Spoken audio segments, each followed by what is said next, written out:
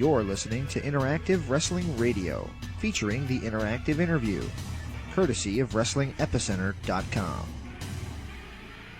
Welcome back to Interactive Wrestling Radio. Joining us on the Newsmaker line right now is the gentleman who literally wrote the book on professional wrestling, and he wrote a new book about professional wrestling as well during a time that I think we'd all rather forget. Of course, that is the pandemic period. The new book is out now, and of course I'm speaking of Keith Elliot Greenberg. Are you with me, sir? I certainly am. It's an honest pleasure to have you on the show. And as I mentioned, your new book is out now. Actually, it's coming out in just a little bit, and it's called Follow the Buzzards. It's pro wrestling during the age of COVID-19. And you know what? I've done a lot of interviews during the time of COVID-19, and I kind of got tired of asking people the same kind of question. How do you feel about wrestling in front of no people? So maybe this will kind of be like the ultimate end of that period, the ultimate end of the COVID-era wrestling period by doing this interview with you. Well, it's interesting. This is the first official interview I'm doing in promotion of the book. I've done other podcast interviews in the last few months where I've mentioned the book, but this is now the official launch. So you're my first one. And to commemorate that, I ran out to the drugstore this afternoon and received my third booster shot. And I guess that's the world we're living in now. But we're not watching WrestleMania come from the Performance Center and the guys wrestling in an empty arena. So it's quite different than it was 2 years ago. And even at the time of WrestleMania 37, we were, I was there in Tampa, and we were, part of the stadium had wooden cutouts of fans. So it looked like it was a full house, but it was only a fraction of a house. And, it was a very different time. That was also a WrestleMania that had no international fans.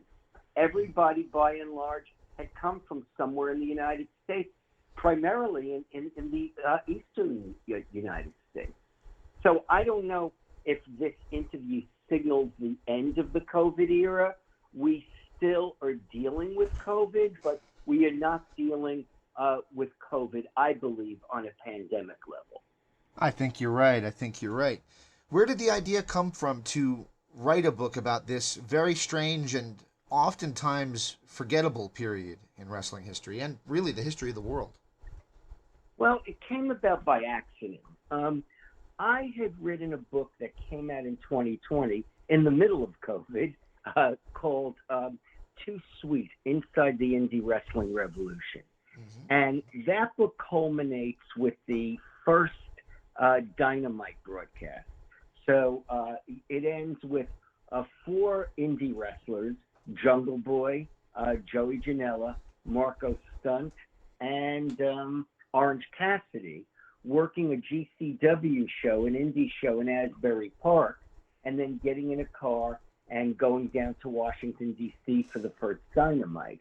And as I was working on this, I said, there has to be a sequel to this, because how will this era turn out? What will this mean for the indies? What will this mean for NXT? And that's what I thought the book was going to be, that it was going to be about the year 2020 was the best year to be a wrestling fan. WWE finally had competition, and, the indies were thriving, and who knew where it might go?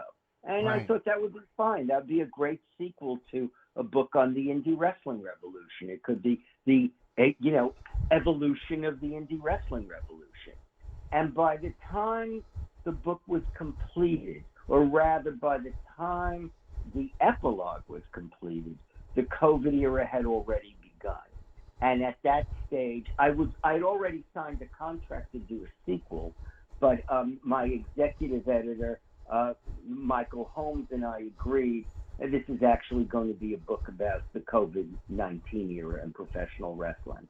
And what made that challenging was I didn't know what the book was going to be. So I was researching and writing often, at the very same time. I was writing about things as they were happening. And fortunately, when the first manuscript was complete, I was able to go back and put certain things in context. Right. Right. And it's got to be difficult. And I'll tell you flat out. And by the way, the world is not in a civil war. At least this country isn't, as much as sometimes people try to say that we are. You know, you and I, we probably don't agree on anything regarding politics, but we share a love of wrestling, so we can get along. That's where the world is. And you know what? I think that's something that's tackled in the book, is a little bit about the politics of the world, not the wrestling politics, but the actual politics. Yes, and actually that's something, you know, that I was delicate about, because I know there are some people who say I took pot shots at Trump. I also feel, when warranted, there were plenty of pot shots leveled at the Democrats. Essentially, what I say in the first chapter is this was an era when you didn't know what was real and what was wrestling. Right. And, you know, politics very much embody that on both sides. And the politics was sometimes, you know, clownish, not just in the U.S., but in the U.K. as well, because I speak about Brexit. But I didn't feel I could write a book about pro wrestling in the COVID era without mentioning what else was going on at the time, because everything else that was going on informed what was going on in wrestling, starting with the COVID restrictions, but extending all the way to the Black Lives Matter movement and even the speaking out movement. Right.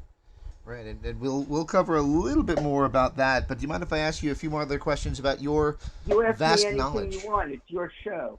All right, you have a vast knowledge of professional wrestling. You actually remind me of a friend of mine that just passed away. His name was Freddie Fargo, and he used to.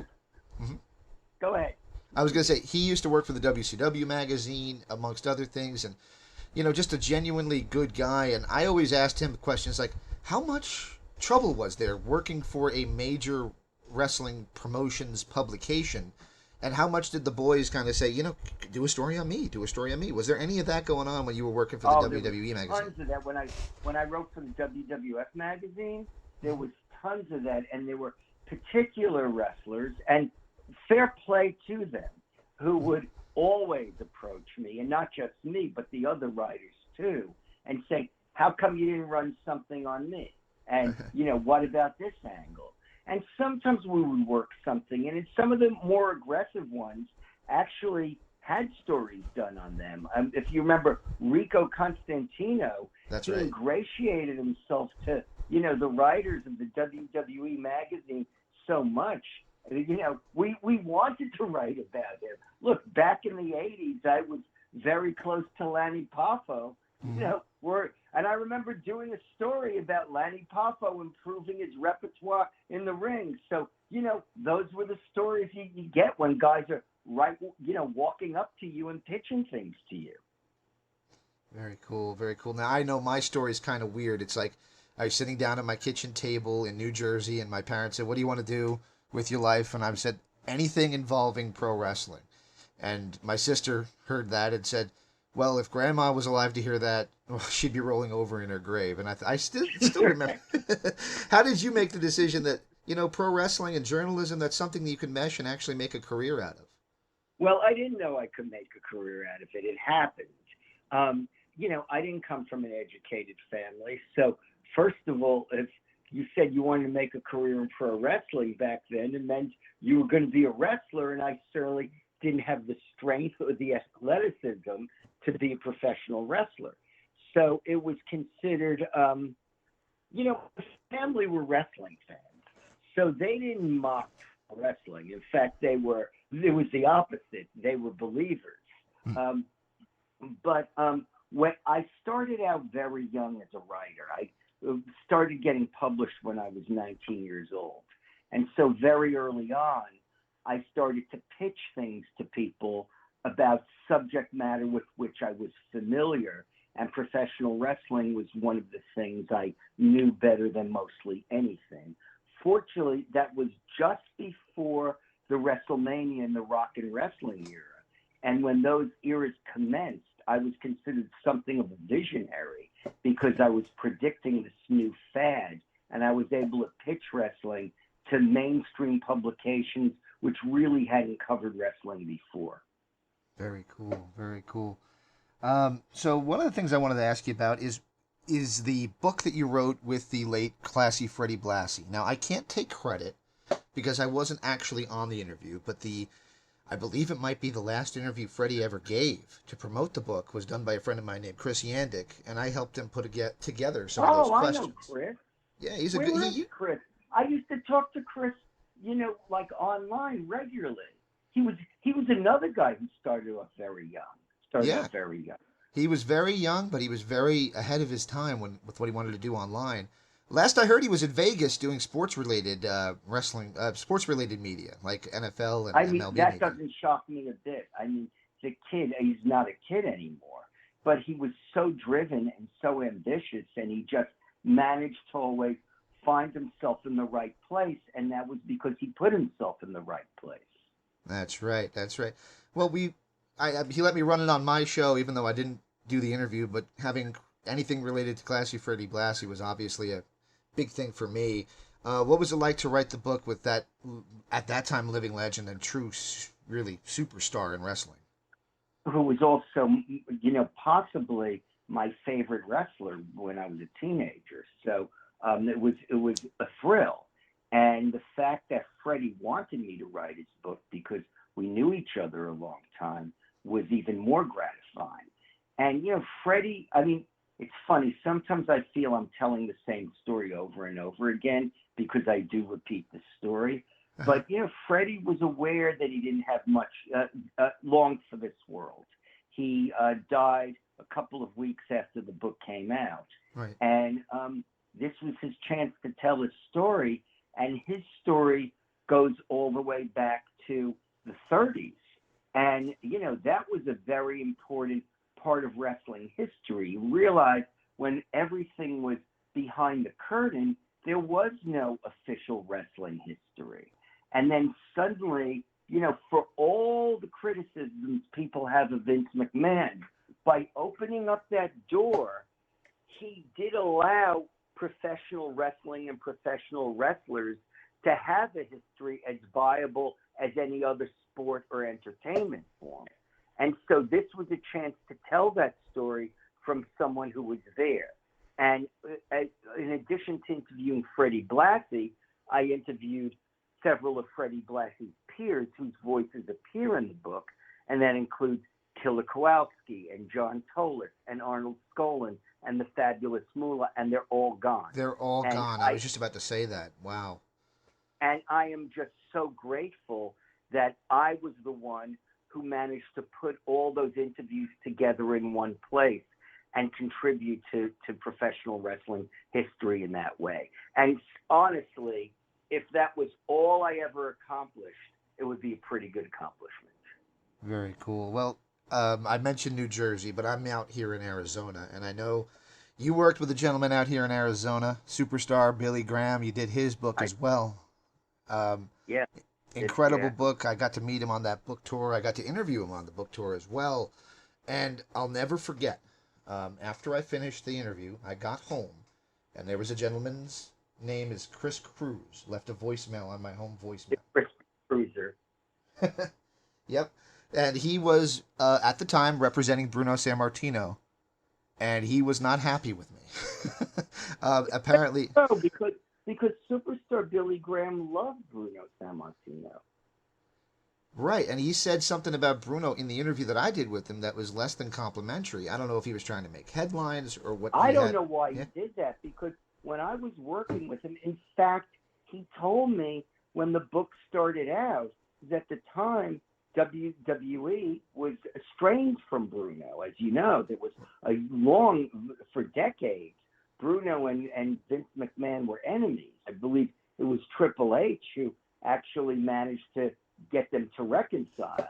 Right. And when we were starting out, superstar Billy Graham knew that I was a big Bruno fan, but of course my fandom had nothing to do with my professionalism.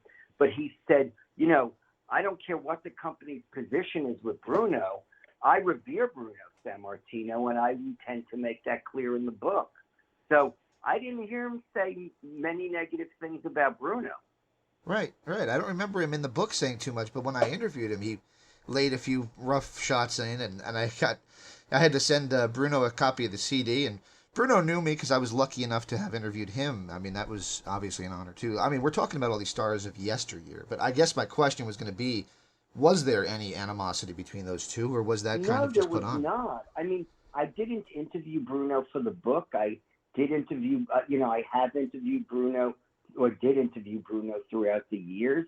I did not interview him for the book, but no, he was grateful to Bruno because Bruno chose to, hand the title to him. And in fact, when superstar Billy Graham was about to lose to Bob Backlund and was having second thoughts about it, Bruno and him came up with this idea a few days before the match where Bruno would appear to injure him in a match. So if anyone was following, and back then they weren't following because fans in, Boston didn't know what was happening in Philadelphia, and fans in Toronto didn't know what was happening in Chicago. But in their minds, they thought if anyone had seen all of those matches, they'd say, oh, see, superstar Billy Graham was injured, so he wasn't at full capacity. And Bruno was in that with him.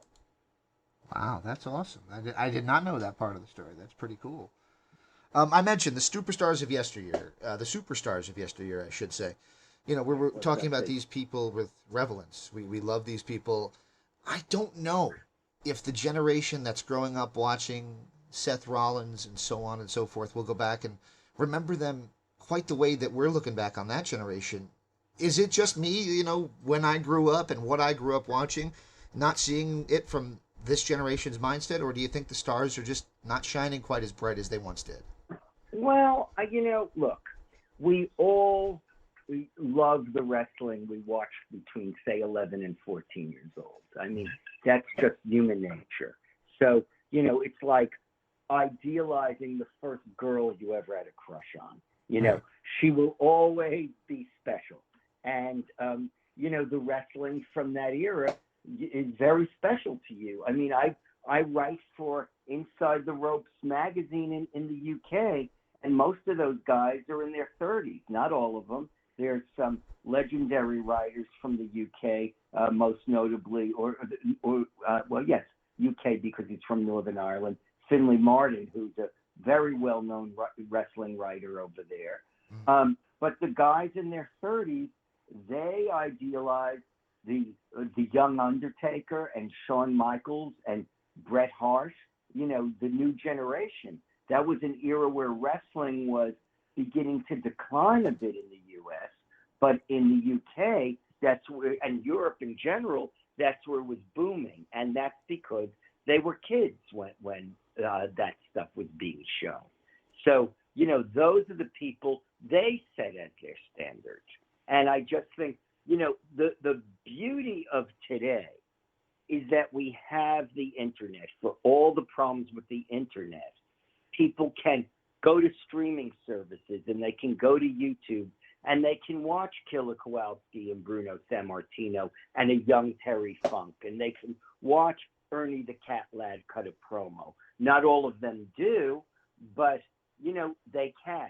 That's available. And I think there is more of an awareness of stars like Dusty Rhodes than there would have been in another era where people would not have had access to matches from 35 or 40 years ago. Very cool. Going back to the book at hand, the Follow the Buzzards book, I remember watching what was for me the first show in the pandemic era, and that's when AEW had the EVPs. Boy, that's been a hot topic in the past couple weeks. But they had all the EVPs in the ring. Yeah. They had all the EVPs in the ring. There's no crowd, and it's just the most, at that time, awkward feeling thing that you could ever see, because there's this venue with no people there. And, we all talk about the Terry Funk and Jerry Lawler match in Memphis with the empty arena and all that kind of stuff. But this was because of a global pandemic. It was scary to see, but still. The empty arena was deliberate. They were trying to have an asset. But yes, I agree. I remember watching AEW with my daughter, and my daughter's now 18, so maybe she was 16, maybe she was 15, on the verge of 16, and Lance Archer was in the ring, and there were no fans, and Lance Archer at one point aggressively kicked the barricade, and, the barricade rattled. And she was like, "What's he doing? You do that to scare fans at ringside. There aren't any fans to scare." But as I say in the book, everybody's trying to figure out how to do it. There's no precedent for this, where you're wrestling in front of empty arenas. I mean, Trey Miguel talks to me about, playing to the camera instead of playing to the audience. But there isn't like a stage in the locker room to tell you how this gets done. They're all figuring it out on their own. Very cool. Yeah, I interviewed Trey Miguel for Slammiversary that year. He was in the main event and almost walked away with the world title. How cooperative were the companies with this book and giving you kind of an inside scoop on the pandemic era of wrestling? Well, some companies more than others. But, on the indie level, everyone couldn't have been more cooperative. I mean, because these guys were just grateful to be wrestling at all or have anyone paying attention to them. I mean, early on in the book, I talk about this one indie wrestler who I'm talking with on the phone, and he's talking to me, and I'm loving the conversation. And then he apologized, and he said, "Look, I'm just really sorry that I'm talking so long. It's just that, it's just so great to talk to another human being about wrestling." Right. That benefited me doing interviews, believe me. A lot of the guys, the thing that hurt me, though, is that they figured out that they could sit in front of a camera and say hello to somebody and get paid for it. So that kind of hurt my business. Right, then they want to charge you for it. And that's part of the story, too, though. I mean, if you read the book, there's a whole section about Danhausen supporting his family because he figured out how to do Patreon and how to, do Cameo.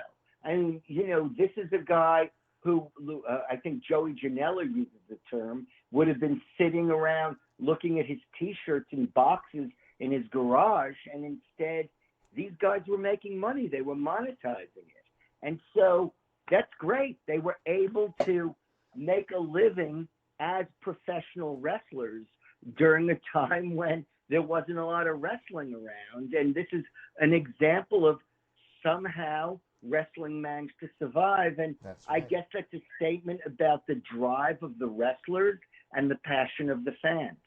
That's exactly what my next question was. We had to go with a very short baseball season. I believe the NFL, even though I'm actually a bigger NFL fan than I am baseball fan, they had the empty stadiums, and they actually, I believe, had a shortened season as well. But wrestling was there. Empty crowd or not, every week when it was scheduled to be on TV, it was there. And it's the one thing that kind of seemed to be the one consistent in a world that was definitely inconsistent at that time. Right, and when I started doing the book, I didn't know that would happen. It could have turned out that we could have missed, it could have been like New Japan, which shut down for months and months, and there would have been no wrestling in North America to talk about.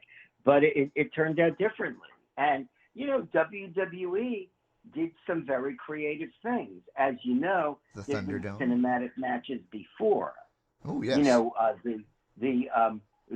What was the match with Goldust and Mankind where they're chasing each other on the highway? That's right. Was that the WrestleMania 12? Yes, actually, that was WrestleMania 12. Right. That was cinematic. The Boiler Room Brawl. There had been matches, that were done in a cinematic style before. You even mentioned Lawler and Terry Funk in the empty arena. But Vince McMahon actually made the decision to, in some cases, make movies. I mean, the Undertaker AJ Styles match, that was a Western. And, the match between Bray Wyatt and John Cena, that was an art film. And those were part of the WrestleMania that was in an empty performance center, the pre-tape. So, the Thunderdome was a great innovation. And I mentioned in the book, at the time, people are thinking, wow, the Thunderdome works so well. We'll have to, continue this once fans come back to the arena. And even I was thinking that. And then I'm thinking afterwards, now, I went to WrestleMania this year. What do you need the Thunderdome for when you have a massive football stadium sold out? That's right. That's right.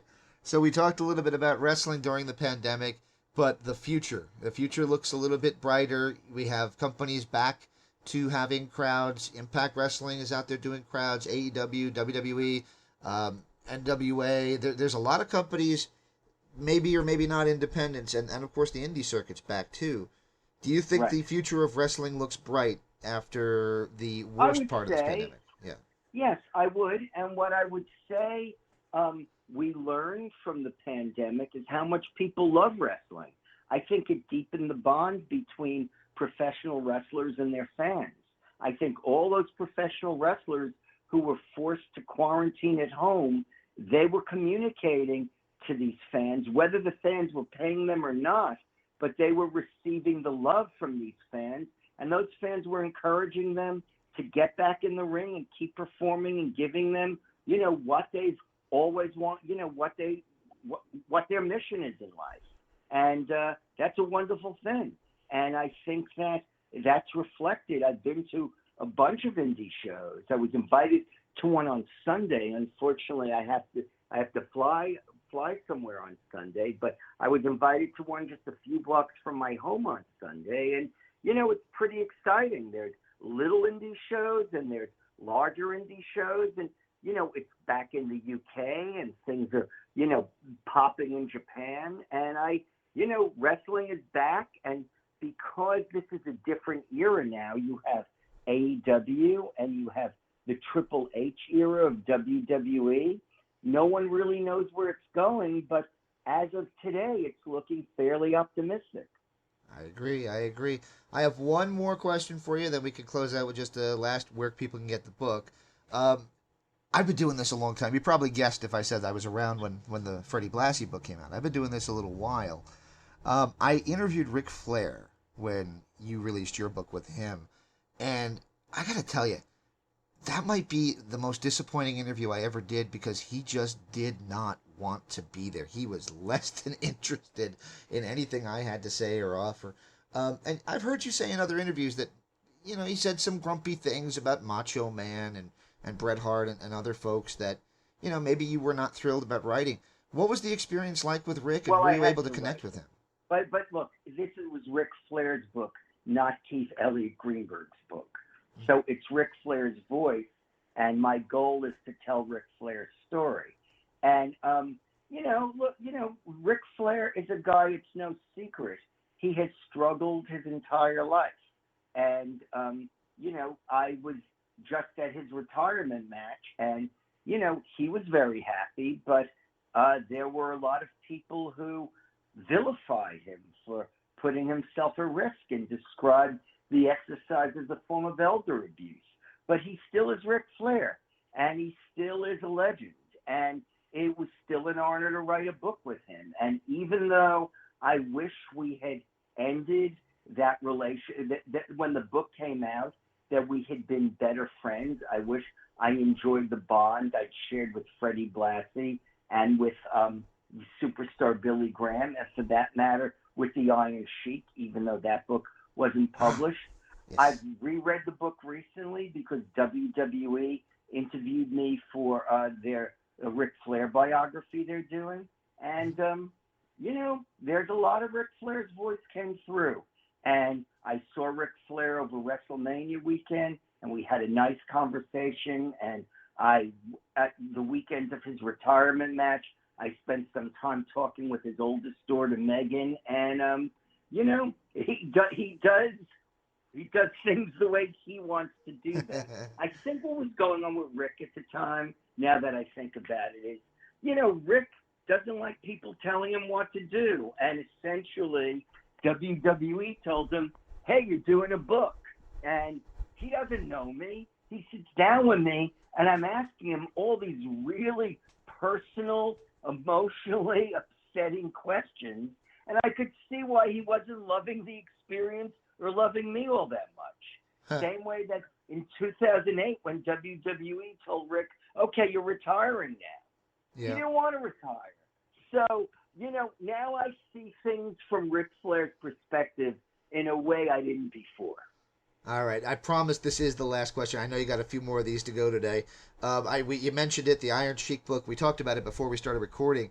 I did get a hard copy, a paperback, but still a hard copy of this book.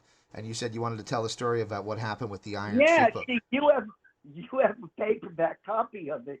I don't. So I did two versions of the Iron Sheik book. I did it first for Simon & Schuster. It was a WWE imprint. And at the time, the Iron Sheik had a drug problem. WWE's lawyers looked at it. They're like, there's no way we can put this book out. And this is the guy we're going to send on a book tour. Then a few years passed. I remained close to the Iron Sheik. We bonded very well, and we knew each other from before. And, he kicks drugs. And I do a story for Playboy magazine, and I talk about how we kick drugs.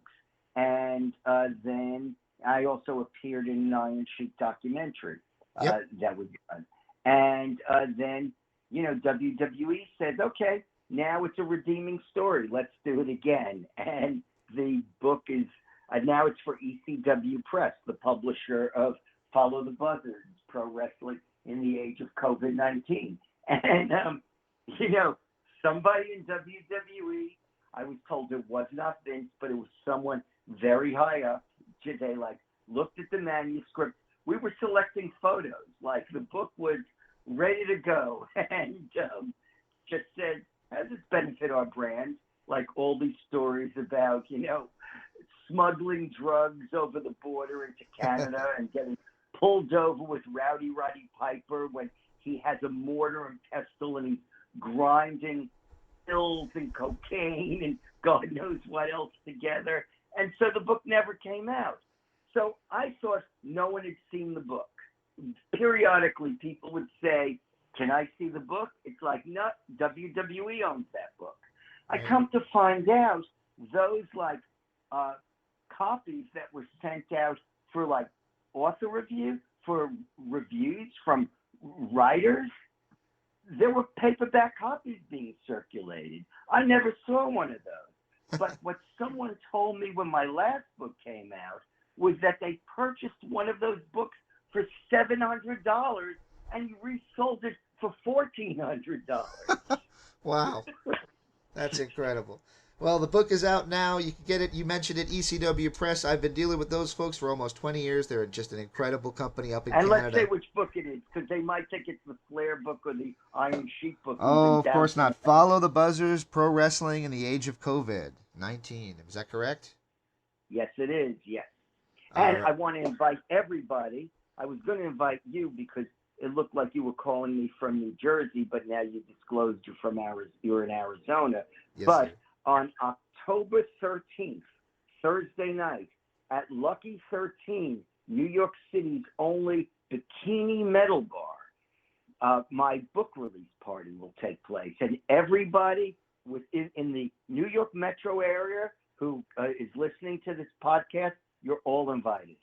That's beautiful. I appreciate that. Bikini Metal Bar. I like the sound of that.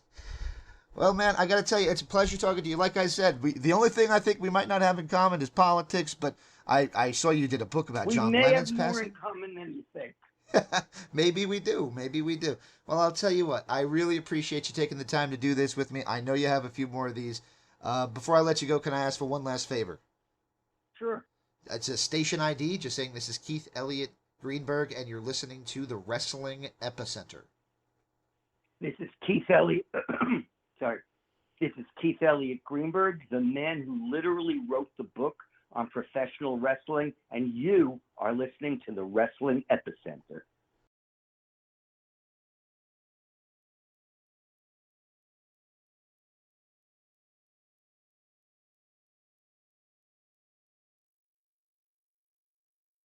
This is Interactive Wrestling Radio.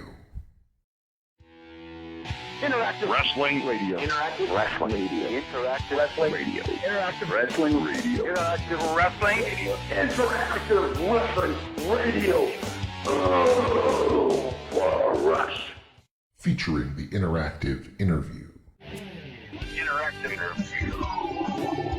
Interactive interview. Interactive interview. Interactive interview. Interactive interview. Interactive interview. Oh yeah.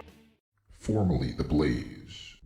The Blaze. The Blaze. The Blaze. The Blaze. The Blaze. The Blaze. The Blaze. The Blaze. The Blaze. The Blaze rock. You're a maniac, so what you gonna do when the Blaze of Mania runs wild on you? On WrestlingEpicenter.com. Wrestling Epicenter. Wrestling Epicenter.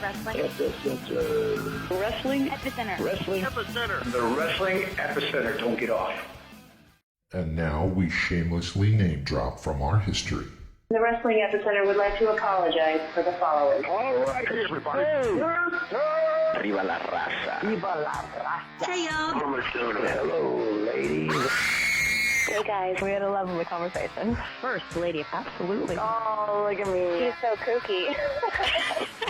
Be there. Where else? Interactive Wrestling Radio. Wrestling Epicenter. Oh, my God. You win.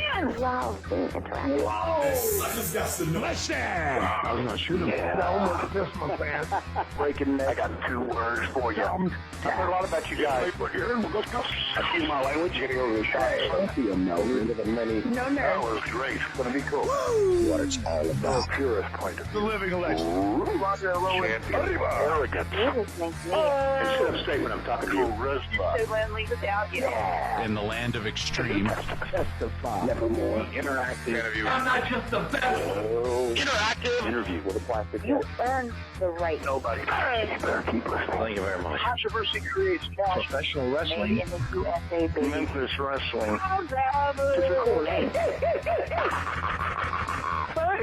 The guy on fire. I'm not bad. We were sexy. What a show. One and only. Interactive Wrestling Radio. Wrestling Epicenter. Interactive interview. We took care of the business. This isn't ballet. We are huge.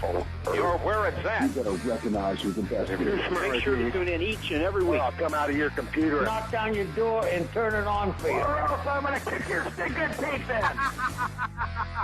And that's the bottom line. Have a nice day. Don't forget to like and subscribe.